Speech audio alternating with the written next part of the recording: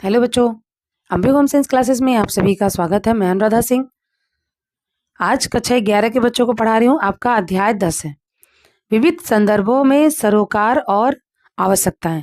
बेटा ये लेसन मैं यहाँ से इसलिए स्टार्ट कर रही हूँ क्योंकि अभी आपका फाइनल एग्जाम होने वाला है, तो हम लोग 10 लेसन से स्टार्ट करेंगे। बाद में मैं आप लोग को आगे वाला भी लेसन करवा दूंगी। तो सबसे पहले ये जानिए कि ये लेसन क्या है।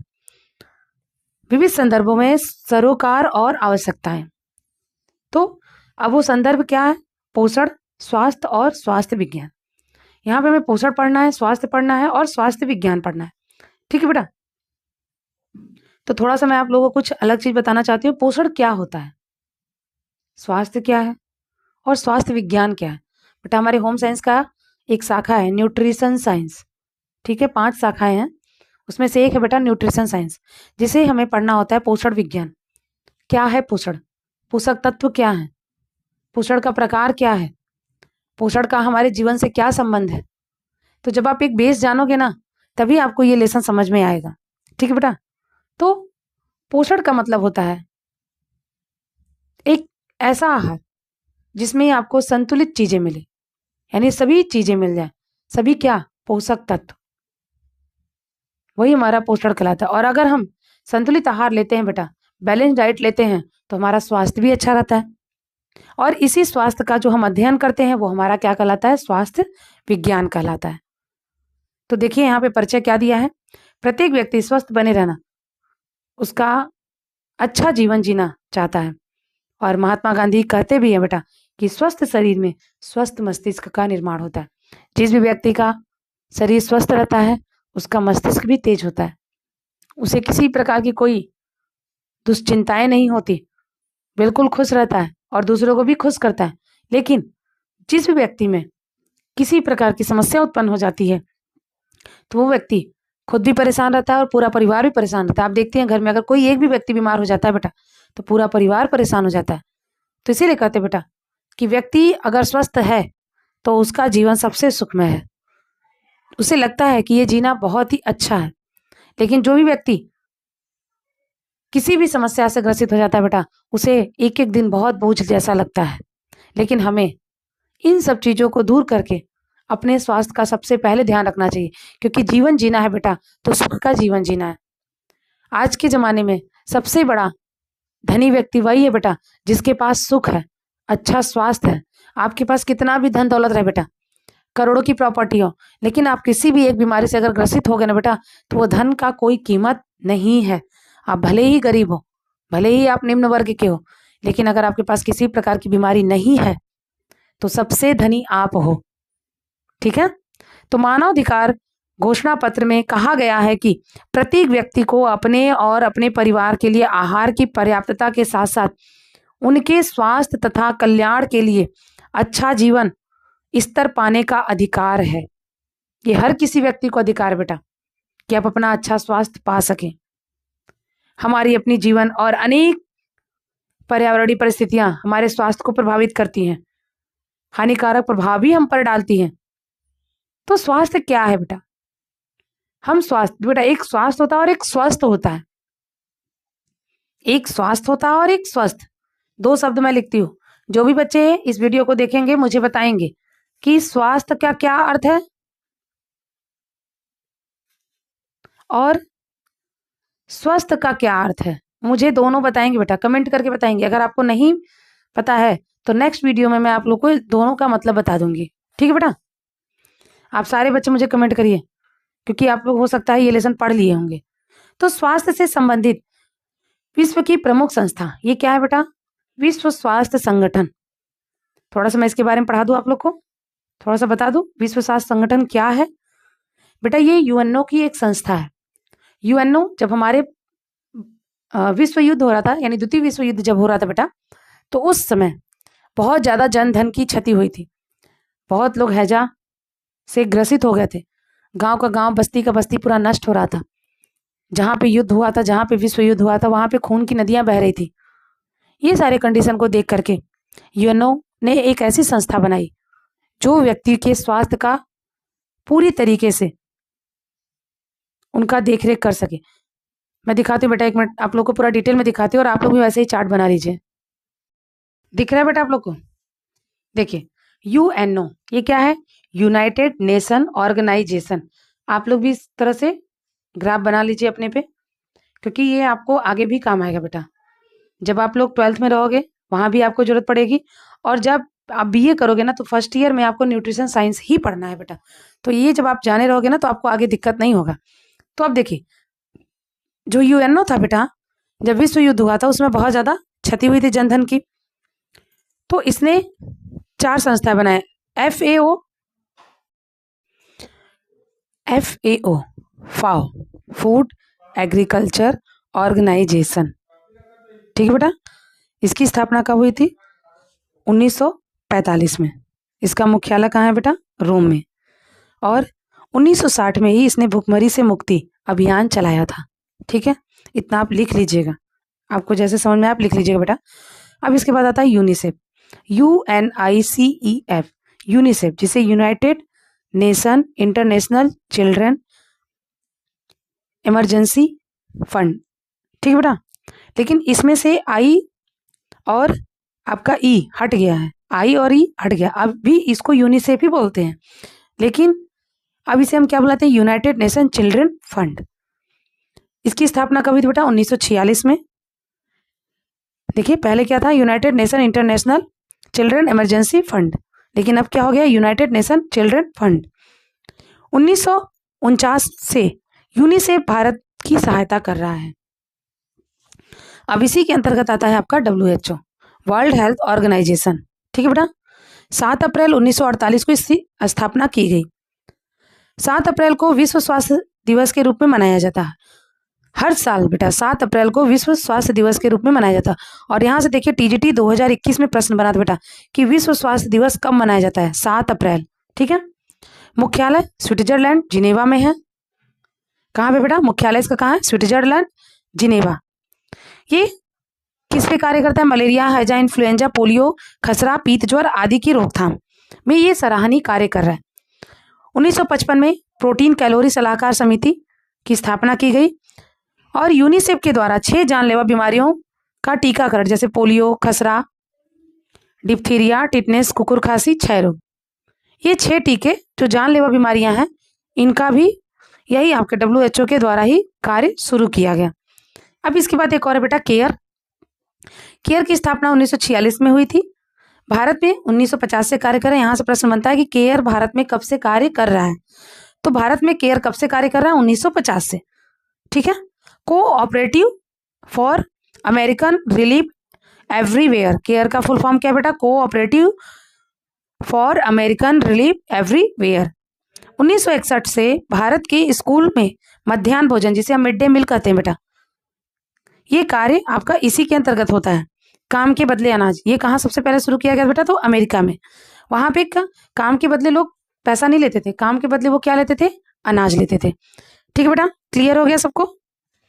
अब थोड़ा सा देख लो यूनेस्को, ये भी आपको पूछता है। UNESCO United Nation Education Scientific and Cultural Organisation, इसकी स्थापना 16 नवंबर 1945 को हुई थी। भारत कब सदस्य बना इसका? 1946 में। ये डेट लिख लीजिएगा सारे लोग। मुख्यालय कहाँ है? पेरिस और फ्रांस में। क्लियर है बेटा? इतना सबको मैंने आप लोग को डिटेल में बता दिया WHO कैसे इसकी स्थापना हुई, क्या क्या कार्य करता है, और भी इससे ज्यादा है बेटा, लेकिन आपके लिए इतना बहुत है, ठीक। और जो बच्चे तैयारी कर रहे हैं उन बच्चों के लिए भी इतना बहुत है, इससे ज्यादा नहीं आता है बेटा। चलिए अब हम लोग देखते हैं अपना, तो क्या है स्वास्थ्य? क्या है स्वास्थ्य से संबंधित विश्व का मुख्य संस्था क्या है? विश्व स्वास्थ्य संगठन यानी WHO, वर्ल्ड हेल्थ ऑर्गेनाइजेशन, स्वास्थ्य को परिभाषित किया है। और ये परिभाषा ना बेटा, ये परिभाषा जो TGT PGT LT ग्रेड की तैयारी कर रही हैं बच्चियां, वो बच्चियां जरूर देखेंगे बेटा। ये परिभाषा कई बार आ चुका है, कई बार। और जो बच्चे अभी पढ़ रहे हो ना, आप लोग भी इसे अच्छे से तैयार कर लेना बेटा। अगर आप अभी से अच्छा पढ़ोगे तो आपको आगे किसी प्रकार की समस्या नहीं होगी, आपके लिए कोई भी एंट्रेंस एग्जाम कठिन नहीं होगा।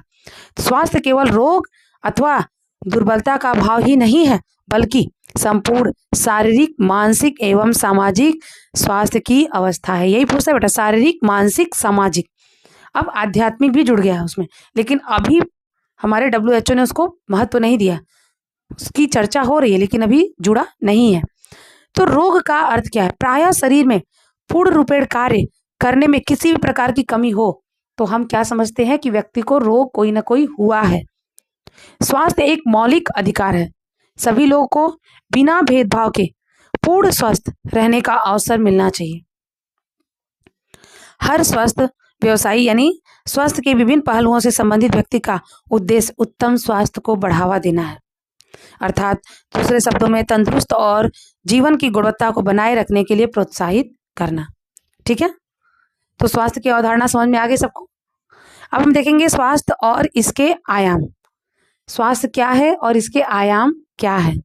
तो विश्व स्वास्थ्य संगठन की परिभाषा जो है बेटा, सामाजिक स्वास्थ्य, मानसिक स्वास्थ्य और शारीरिक स्वास्थ्य। तो हम तीनों को थोड़ा सा समझेंगे कि हमारा सामाजिक स्वास्थ्य क्या है, मानसिक स्वास्थ्य क्या है और शारीरिक स्वास्थ्य क्या है। ठीक है, तो सामाजिक स्वास्थ्य अपने तथा दूसरों के साथ तालमेल बैठाना। जैसे बेटा आप सारे लोग समाज में रहते हो, आप सारे लोग विद्यालय में रहते हो, कभी विद्यालय में इनकेस कुछ हो जाता है, परिवार में कुछ हो जाता है, तो आप विद्यालय में भी जाने के बाद भी अपने दोस्तों के साथ अच्छा व्यवहार नहीं कर पाते हो। कोशिश करते हो लेकिन कर नहीं पाते हो। क्यों? क्योंकि आप कहीं ना कहीं किसी न किसी तरीके से डिस्टर्ब हो।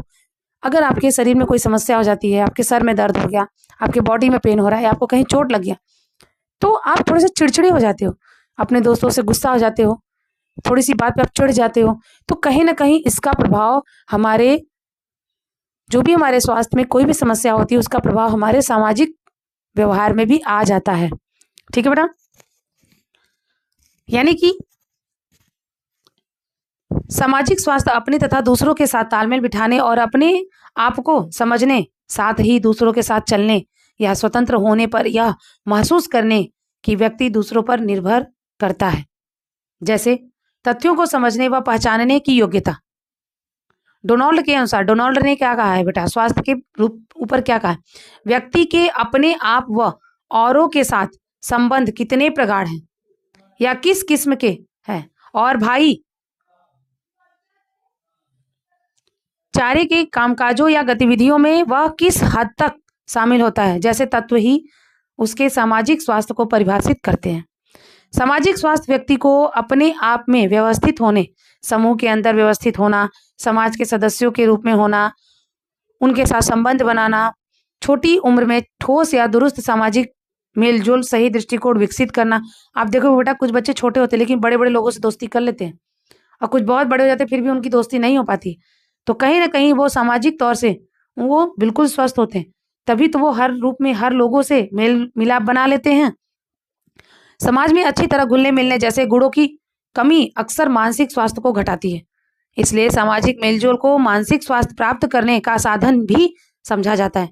किसी के सामाजिक स्वास्थ्य का ठीक ठाक होना कुशल क्षेत्र की उसकी निजी भावनाओं से नहीं बल्कि दूसरों के कुशल क्षेत्र के ऊपर उसके प्रभाव पर भी परखा जाता है। कुछ यहाँ पॉइंट दिया है बेटा स्वास्थ्य से जुड़ी सामाजिक निर्धारण, जैसे रोजगार की स्थिति, कार्यस्थल में सुरक्षा,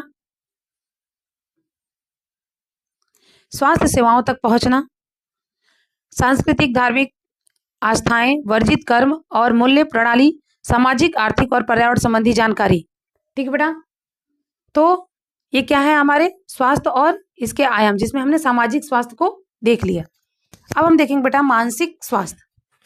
ठीक है बेटा, क्या देखेंगे हम? मानसिक स्वास्थ्य।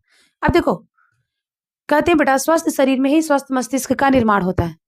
यानी अगर आप शारीरिक रूप से स्वस्थ हो तो आप जरूर मानसिक रूप से भी स्वस्थ रहेंगे। मानसिक स्वास्थ्य किसी भी व्यक्ति के व्यक्तित्व व भावनात्मक दृष्टिकोण का संतुलन विकसित करता है, जो उसे अपनी साथी प्राणियों के साथ सौहार्दपूर्ण ढंग से रहना सिखाता है। सांटोरियस ने मानसिक स्वास्थ्य को इस प्रकार परिभाषित किया, क्या कहा? एक व्यक्ति व उसके आसपास के बीच संतुलन की स्थिति, अपने व दूसरों के बीच सद्भावना का एहसास व उसकी वास्तविकताओं से औरों की वास्तविकताओं के बीच सह अस्तित्व की स्थिति है। क्या है बेटा? आपका दूसरों के साथ सद्भावना का एहसास, उसकी वास्तविकता, दूसरों की वास्तविकता के बीच क्या है? सह अस्तित्व है, यानी एक दूसरे से जुड़ा है। यह जैविक व सामाजिक दोनों कारकों द्वारा प्रभावित होता है। अच्छे मानसिक स्वास्थ्य से ही यह अर्थ लिया जाता है कि व्यक्ति अपने पर्यावरण, घर, काम के स्थान और समाज के और लोगों के साथ घुल मिल गया है। ऐसे किस्म के जीवन से अधिक सुख की प्राप्ति होती है। ठीक है। प्रायः मानसिक बीमारियां भिन्न भिन्न मनोवैज्ञानिक, जैविक, सामाजिक तत्वों का मिश्रण का परिणाम होता है। मानसिक स्वास्थ्य ठीक न होने के कारण आप चिंता, तनाव, डर, असुरक्षा, असमानता की भावना, पूर्वाग्रह की भावना, मानसिक बीमारियां, इन सब से आप ग्रसित हो जाते हैं। आपको समझ में नहीं आता है कि आपके लिए क्या उचित है, क्या अनुचित है। आपका शरीर आपके बस में नहीं होता है, आपका मन आपके कंट्रोल में नहीं होता है, आपको भूख की कमी हो जाती है, आप अजीबो तरह का व्यवहार करना शुरू कर देते हैं, आप अपनी कमियां, दूसरों की अच्छाइयां देखने लगते हैं, आपका आत्मविश्वास कमजोर हो जाता है, आपके स्वाभिमान पे भी इसका बहुत ज़्यादा प्रभाव पड़ने लगता है। दूसरों के साथ घुलना मिलना, दूसरों के साथ अच्छा व्यवहार भी आप नहीं कर पाते हैं, आप अपनी जिम्मेदारियों को भी स्वीकार नहीं पाते हैं, समस्याएं बहुत ज़्यादा जटिल होती चली जाती हैं। अगर इस तरह से हम अपने मानसिक उलझन में ही उलझे रहते हैं बेटा, तो अच्छे चीज़ भी हम करने जाते हैं तो वो गलत ही हो जाता है। ठीक है। अब देखिए यहाँ पे कुछ बिंदु दिया है। जिस व्यक्ति का मानसिक स्वास्थ्य अच्छा होता है वो कैसे होते हैं?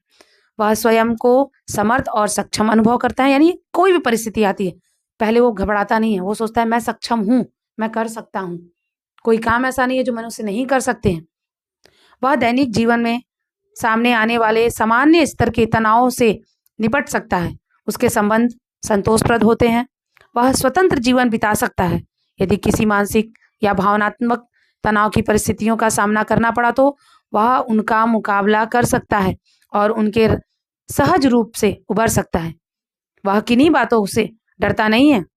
जीवन में आने वाली छोटी मोटी कठिनाइयां, समस्याओं का सामना वो डट के करता है और लंबी अवधि तक निरंतर प्रयास करता रहता है और साथ अनुभव नहीं करता है। ये किसकी पहचान है? उसकी पहचान है जिसका मानसिक स्वास्थ्य अच्छा होता है। अब हम देखेंगे बेटा शारीरिक स्वास्थ्य। आप कभी भी बीमार हो जाते हो बेटा, आप कोशिश बहुत करते हो कि मैं ये कर लूंगा, लेकिन कर नहीं पाते हो। आपको थोड़ा ही करने के बाद थकान आ जाती है। जैसे बारिश के मौसम में हम संक्रामक रोगों से ज़्यादा ग्रसित होते हैं, उस समय आप देखते हो बेटा कि वायरल फीवर भी हो जाता है बेटा, तो आपका शरीर अंदर से बहुत टूट जाता है।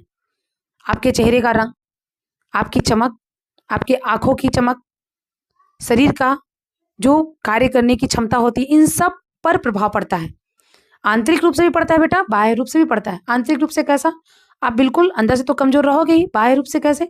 आपसे कोई प्रेम से भी बात करेगा ना बेटा, तो उसकी बातें आपको अच्छी नहीं लगेंगी। आप छोटी सी भी बात पे चिढ़ जाओगे, छोटी सी बात में आपको गुस्सा आ जाएगा। तो इसका कहीं ना कहीं आपके स्वास्थ्य पर बहुत ज्यादा प्रभाव पड़ता है। अब देखेंगे हम कि अच्छी कद काठी, अच्छा स्वास्थ्य, अच्छा रूप रंग, अच्छी बनावट और आकर्षक नए नक्श, सुदृढ़ शरीर व अंग, अच्छा अंग विन्यास, ढांचा और काम की कुशलता आना। आंतरिक से अभिप्राय क्या है बेटा? शरीर के अंदर की समस्त, जो आपके पाचन तंत्र है, रक्त परिसंचरण है, आपके सांस है, मल है, यानी आहार नाल से लेके मल द्वार तक के जो भाग हैं, आपकी नाड़ी की जो गति है, आपके शरीर का जो वजन है वो आपकी उम्र के अनुसार होना चाहिए, आपकी लंबाई के अनुसार होना चाहिए। तो अगर ये सारी चीज़ हैं तो आप शारीरिक रूप से स्वस्थ हैं। ठीक है। तो ये था बेटा आपका सिलेबस, आगे भी मैं और पढ़ाऊंगी। तो आज के लिए बस इतना ही रखते हैं। नेक्स्ट वीडियो में मैं आगे का पढ़ाऊंगी। तो आप सारे बच्चे अच्छे से मन लगाकर पढ़िए और एक दूसरे को शेयर करिए बेटा, ताकि ज़्यादा से ज़्यादा बच्चे इस वीडियो को देख सके। तो आप सभी यहाँ आए बेटा, अपना समय दिए, इसके लिए बहुत बहुत धन्यवाद। आज के लिए बस इतना ही बेटा, थैंक यू।